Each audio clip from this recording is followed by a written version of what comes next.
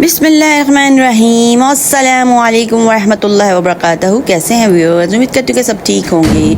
शुक्र अल्हम्दुलिल्लाह मैं भी ठीक हूँ। तो फिर जैसे कि आप सब जानते हैं कि आपके साथ रेमेडीज़ और रेसिपीज़ शेयर करती हूँ और दुआओं का भी एक सिलसिला शुरू किया हुआ है माशाल्लाह से। तो व्यूअर्स और जनाब आज की वीडियो जो है वो ख़ास और अहम किस लिहाज से है कि घर में अमन और सुकून के लिए। अगर घर में अमन और सुकून ना हो तो मतलब अजीब सी घर की फ़िज़ा हो जाती है और बिल्कुल ही माहौल ख़राब होके रह जाता है।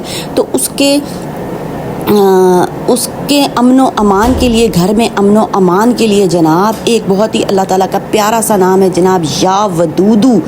अल्लाह का सफ़ाती नाम है या वदूदू और इसमें करने में कोई हर्ज कुछ भी नहीं है। किस लिहाज से कि रब ताला का नाम है, ज़ाहिर है, ऑथेंटिकेशन है और अल्लाह मियाँ ने अपने प्यारे प्यारे नाम हमारे सवाब के लिए और हमारे घर में खैर व बरकत और आफ़ियत के लिए उतारे हैं। तो एहतमाम करने में जनाब कुछ भी